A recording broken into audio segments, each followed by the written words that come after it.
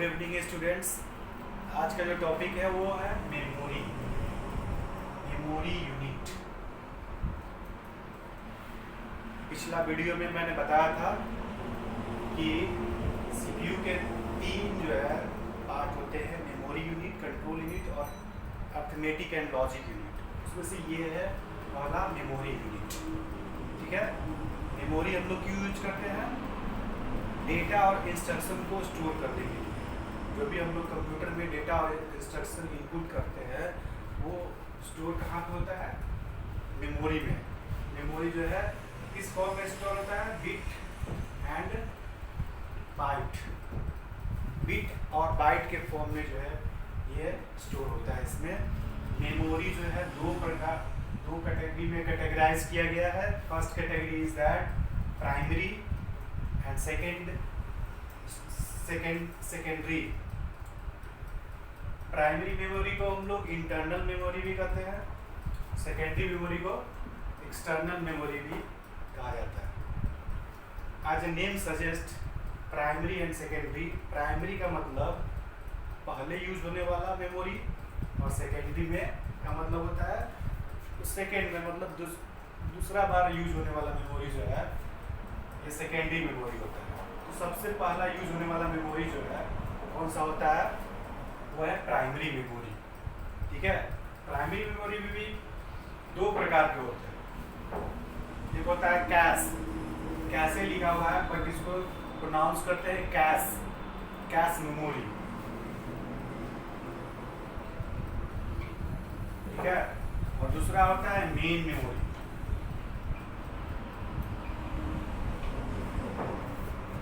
तो सबसे पहले हम लोग जानेंगे कैश मेमोरी। कैश मेमोरी किसे बोलते हैं? ये कैश मेमोरी जो है ये क्या होता है कि प्राइमरी मेमोरी और प्रोसेसर के बीच में ये लगा हुआ मेमोरी होता है।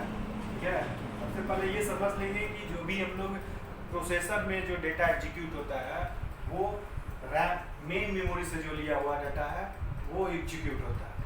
प्राइमरी मेमोरी का जो मेन मेमोरी है रैम एंड रोम, रैम से वो डेटा लेता है, मेमोरी से वो डेटा और इंस्ट्रक्शन लेता है और तब जाकर वो एग्जीक्यूट करता है। ये पहले जानेंगे। वो डायरेक्ट सेकेंडरी मेमोरी से नहीं लेता है, सेकेंडरी मेमोरी से वो डेटा फिर वापस लेता है, प्राइमरी मेमोरी में आता है और प्राइमरी मेमोरी से तब जाके वो प्रोसेसर को देता है। ये पहले जानना जरूरी है। ठीक है, तो इसमें हम लोग कैसे मेमोरी कहाँ पे स्थित होता है? ये रैम और प्रोसेसर के बीच में यहाँ पे छोटा सा स्मॉल साइज का नेचर में ये इसका जो है फास्ट नेचर होता है और साइज जो है स्मॉल होता है। ये कैसे मेमोरी जो है काफ़ी फास्ट नेचर का होता है और साइज भी इसका क्या होता है? स्मॉल होता है। और कहाँ पे स्थित होता है? ये रैम और प्रोसेसर के बीच में सीपीयू रजिस्टर्ड के फॉर्म में ये जो है क्या होता है? स्थित होता है। ठीक है, एक एग्जाम्पल के रूप में हम लोग समझते हैं। ये कैसे मेमोरी क्यों यूज होता है कंप्यूटर में? कैसे मेमोरी इसलिए यूज होता है कि डेटा जो है काफ़ी तेज़ी से प्रोसेसर के पास पहुंच जाए, जिससे कंप्यूटर तेज़ी से काम करे। फास्ट काम वर्क के लिए हम लोग जो है कैश मेमोरी का उपयोग करते हैं। ठीक है, तो एक एग्जाम्पल मैं बता रहा हूँ। जैसे बरसात के दिनों में बीच में कहीं पानी लगा हुआ है और एक पर्सन यहाँ पे खड़ा है और इसको इस पार जाना है और ये छलांग नहीं लगा सकता है उतना दूर तक, तो ये कैसे क्रॉस करेगा? तो बीच में एक छोटा सा पत्थर या ईंटें वगैरह रख के ये क्रॉस कर जाता है। ठीक है, तो वो जल्दी से क्रॉस कर पाता है। तो यहाँ पे कितने देर के लिए वो अपना पैर रखेगा? बहुत कम समय के लिए। मतलब यहाँ पे डेटा जो है बहुत कम समय के लिए आता है और तुरंत जो है वो चला जाता है प्रोसेसर के लिए। बस जैसे यहाँ पे कोई आदमी है तो रैम यहाँ पे है और यहाँ पे प्रोसेसर है, तो ये डेटा यहाँ पे आया और कुछ ही सेकंड के लिए आता है और ये जो है वहाँ पे ये काफ़ी जो है फास्ट नेचर का होता है कैश मेमोरी। दूसरा है मेन मेमोरी, इसको प्रिंसिपल मेमोरी भी बोलते हैं। इसमें आते हैं रैम एंड रोम। रैम का पूरा नाम होता है रैंडम एक्सेस मेमोरी, ये तो आप लोगों को पता ही होगा। रोम रीड ओनली मेमोरी। रैम क्या है? ये जो है टेम्पररी स्टोर करता है डेटा को, टेम्पररी स्टोर करता है, और ये वोलाटाइल मेमोरी है। वोलाटाइल का मतलब वोलाटाइल और नॉन वोलाटाइल, ये दो चीज़ें हैं जिसको समझना आवश्यक है, काफ़ी इम्पोर्टेंट है। ठीक है, वोलाटाइल मेमोरी जिसमें जो है अगर आपका कंप्यूटर डायरेक्टली बंद हो जाता है किसी वजह से, शट डाउन हो जाता है, तो उसमें रैम में जितने सारे भी डेटा और इंस्ट्रक्शन होते हैं वो क्या हो जाएंगे, लॉस्ट हो जाता है, फिर उसको वापस हम लोग नहीं ला सकते। इसलिए हम लोग इसको बोलते हैं कि टेम्पररी स्टोर करता है डेटा। ठीक है, और ये रीड और राइट डिवाइस है। रीड और राइट डिवाइस दोनों है, रीड भी कर सकते हैं और राइट भी कर सकते हैं। जैसे ये ब्लैक बोर्ड हुआ, व्हाइट बोर्ड हुआ, ब्लैक बोर्ड में हम लोग लिखा, फिर इसको मिटाया, फिर दोबारा लिखा। ये ऐसा मेमोरी है कि इसमें हम लोग लिख के मिटा के फिर दोबारा इसमें लिख सकते हैं। ठीक है, रैम का भी बहुत सारे प्रकार होते हैं, जैसे D RAM, S RAM, S D RAM, D D R. D RAM का फुल नेम होता है डायनेमिक रैंडम एक्सेस मेमोरी, और ये जो है ये भी डेटा को टेम्पररी स्टोर करता है, लेकिन इसमें एक चीज़ है, इसको डेटा या इंस्ट्रक्शन को रिटेन रखने के लिए रिफ्रेश्ड करने का जरूरत पड़ती है। ठीक है, S RAM means static random access memory, इसमें जो है ये थोड़ा इससे फास्ट काम करता है। स्टैटिक रैंडम एक्सेस मेमोरी, इसमें भी डेटा टेम्पररी स्टोर होता है, और ये जो है बार बार रिफ्रेश करने की जरूरत इसमें नहीं पड़ती है। ठीक है, ये दोनों में अंतर है। S D RAM synchronise dynamic random access memory, इसका पूरा नाम है। इस सारे जो एब्रिविएशन है, शॉर्ट फॉर्म है, इसका जो है हम लोग नोट्स में आप लोगों को डाल देंगे, सब आप लोग लिख लेंगे। ठीक है, S D RAM synchronise dynamic random access memory means, इसका मतलब ये भी टेम्पररी स्टोर करता है, बट और इन दोनों से काफ़ी फास्ट काम करता है, तेज़ी से काम करता है, और इसमें डेटा को बहुत बड़े मात्रा को वे ट्रांसमिट करने का काम करता है एस डी रैम। ठीक है, नेक्स्ट एंड लास्ट है D D R, double data rate, double data rate memory. ठीक है, ये जो है ये तीनों से काफ़ी फास्ट है।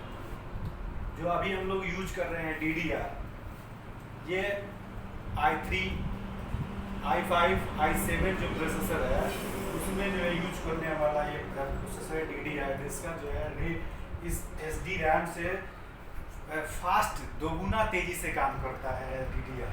जैसे DDR2, DDR3, DDR4, ये सब रैम जो है काफ़ी फास्ट है, जो लेटेस्ट कंप्यूटर में आजकल देखने को मिलेगा।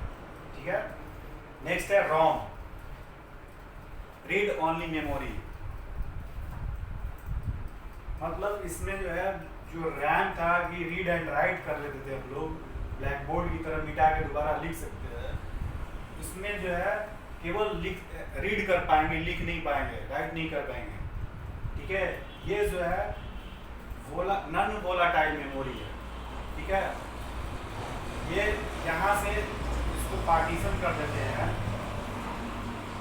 इधर वाला पार्ट जो है जितने सारे मेमोरी इसमें आ रहे हैं ये सारे जो है वोलाटाइल मेमोरी है। पावर कट जाने पर, शट डाउन हो जाने पर डेटा ऑटोमेटिकली लॉस्ट हो जाता है, इसको वापस नहीं ला सकते हैं।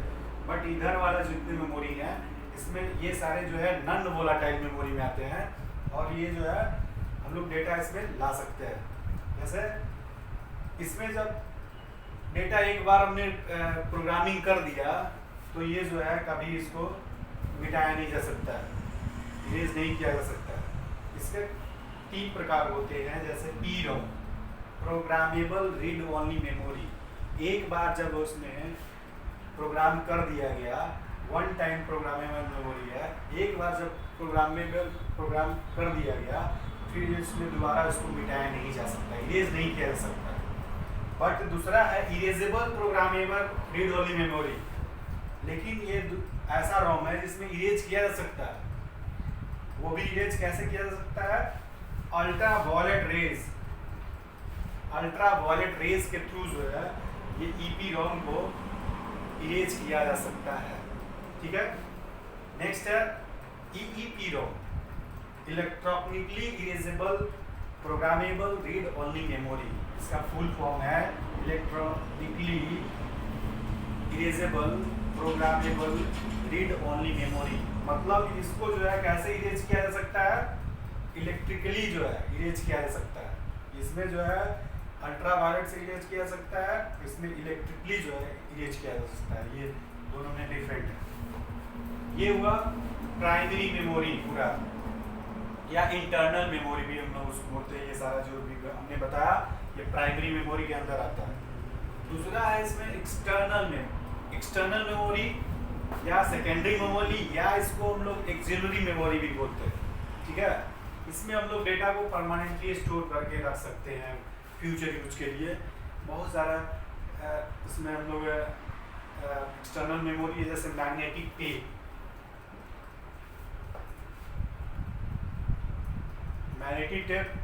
आप लोगों ने पहले देखा होगा। इसके पहले आप एक कैसेट आता था जिसमें रील लगा होता था, दोनों तरफ एक होल रखते थे और वो उस होल में लगा के चलाने से वो रील जो है आगे बढ़ता था। ठीक है, उस टेप के द्वारा जो है हम लोग सॉन्ग सुनते थे। ठीक है, और जब इसमें एक बार हम लोग स्टोर कर देते थे तो दोबारा जो है इसमें नहीं राइट कर पाते थे। तो ये हुआ मैग्नेटिक टेप। ठीक है, दूसरा है मैग्नेटिक डिस्क। मैग्नेटिक डिस्क में hard disk HDD hard disk आता है और FDD floppy disk drive. Hard disk जो हमने अपने कंप्यूटर में भी यूज करते हैं 1 TB, आजकल 1 TB का हार्ड डिस्क आ रहा है, 1 TB लगाया जा रहा है। FDD बहुत पहले आता था, अब ये आउट ऑफ मार्केट है, अब ये देखने को भी नहीं मिलता है फ्लॉपी डिस्क ड्राइव। ठीक है, फ्लॉपी में 5 MB 10 MB का डेटा ही जो है स्टोर करके रख पाते थे पहले के अंदर। नेक्स्ट है ऑप्टिकल डिस्क। ऑप्टिकल डिस्क मतलब CD, DVD, BRD। ठीक है, CD का मतलब कॉम्पैक्ट डिस्क होता है, DVD मतलब डिजिटल वर्सटाइल डिस्क, BRD मतलब ब्लू रे डिस्क। ये सब जो है ऑप्टिकल डिस्क में आते थे। CD-ROM के या CD राइटर के द्वारा जो है हम लोग इसमें डेटा को स्टोर करके रख पाते थे। CD में लगभग 700 MB आते थे डेटा, DVD में लगभग 4 GB का, और ब्लू रे डिस्क में 40 GB 32 GB। ये सब जो है डेटा को हम लोग इतने स्टोर करके रख पाते थे। नेक्स्ट है फ्लैश मेमोरी। फ्लैश मेमोरी में 2 मेमोरी आते हैं, पेन ड्राइव, मेमोरी कार्ड। आजकल यही ज़्यादा यूज हो रहा है। ये CD DVD अब धीरे धीरे समाप्त होते जा रहा है। पेन ड्राइव का उपयोग ज़्यादा होने लगा। पेन ड्राइव जो है 1 GB 2 GB 4 GB 8 GB 16 GB 32 GB इस सब का रेंज में आता है पेन ड्राइव। मेमोरी कार्ड जो हम लोग मोबाइल फ़ोन में यूज करते हैं डेटा का स्टोर करने के लिए, वही जो है ये मेमोरी कार्ड है। ये पूरा का पूरा जो है मेमोरी यूनिट आज हमने इसमें बताया। ठीक है, ओके।